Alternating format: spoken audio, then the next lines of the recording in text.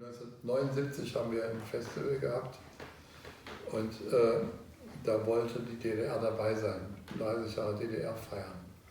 Und ich dachte, ja bitte, gerne, wir freuen uns, wenn da ein Theater aus dem Osten kommt. Und da wollten sie ein Stück bringen, Frech wie Oskar aus Magdeburg, was ganz hübsch war. Und die haben sich aber daneben benommen, die hatten wohl ein Gastspiel in Westerstadt und einer ist dort geblieben. Und dann haben sie gesagt, wir kommen gerne, aber mit dem Stück, mit dem Märchen, wie der König zum Mond wollte, aus Leipzig. Und dann habe ich mir das angeguckt, haben sie mich morgens früh um 4 in einen Wolga gesteckt und ich bin dann nach Leipzig. Und die wussten alle, ja, der ist da und vielleicht kommen wir dahin.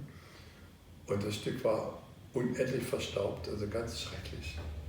Und ich habe gedacht, das ist jetzt eure Auswahl der DDR, das sage ich auch, das haben nicht wir ausgewählt, sondern ihr sind ja. Und die kamen dann auch. Und die ganzen SEB-Lehrerinnen Westberlins, die kamen da endlich mal schönes DDR-Theater sehen. Und die Kinder wurden laut und fanden es grässlich. Und es war also, ging richtig daneben. Die Kinder sind ja unerbittlich. Ja, die sind und dann hat das Kennzeichen D, die eigentlich unsere Freunde waren vom ZDF, die haben das aufgenommen, haben die Lehrerin interviewt und es gesendet. Und dann, das war das Ende der Beziehung zur DDR. Ne? Da waren die natürlich, das hätten sie lassen sollen. Ne? Denn die Zeitungen haben sie richtig benommen, die haben das nur festgestellt, die waren da und das ist doch gut.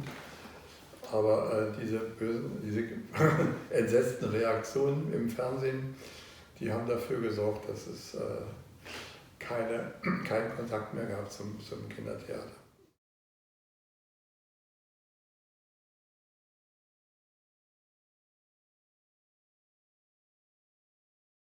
Ja, das war sehr spannend, die ersten Schulklassen aus Ostberlin bei uns zu haben. Das waren ganz andere Kinder, die waren unendlich brav, hielten die Klappe, kriegten auch sonst von ihren Lehrern eine aufs Maul und kamen in Zweierreihe an. Das hat sich aber innerhalb eines Jahres so verändert, also nach 1,5 Jahren konnte man sie kaum mehr unterscheiden von Westberliner Kindern, aber am Anfang war es ganz deutlich. Man hat also gesehen, wie schnell sich das dann doch geändert hat.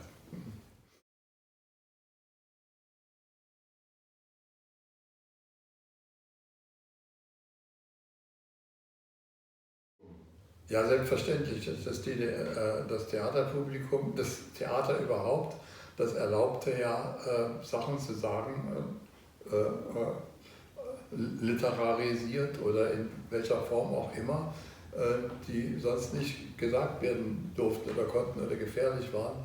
Und das DDR-Publikum hatte natürlich ein unheimlich feines Ohr dafür. Das war so eins der wenigen Plätze, wo man Sachen hörte, die man sonst nicht hörte. Deswegen war Theater unendlich spannend. Umgekehrt war das dann so, in dem Moment, wo man sagen konnte, was man wollte, ging die nicht mehr ins Theater. Das Theater war halb leer. Das Theater hatte plötzlich seinen Reiz verloren und andere Sachen waren wichtiger geworden. Das hat sehr lange gedauert.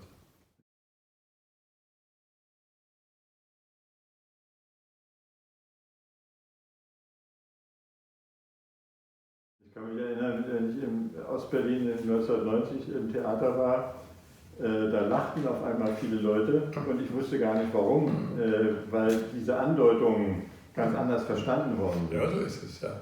Also wir hatten ja auch das große Glück, eine Woche lang im Frühjahr 90 in deutschen Theater zu spielen. Das Deutsche Theater war für eine Woche in Frankfurt und wir haben da eine linke Geschichte und heute heißt sie Sarah gespielt.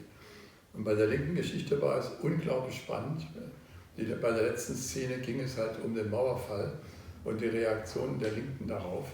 Und die einen sagten, das sei ein unendlich Müllhaufen der Geschichte mit der Mauer. Und der andere sagte, ja, im Gegenteil, durch den Mauerfall könnte etwas Neues beginnen.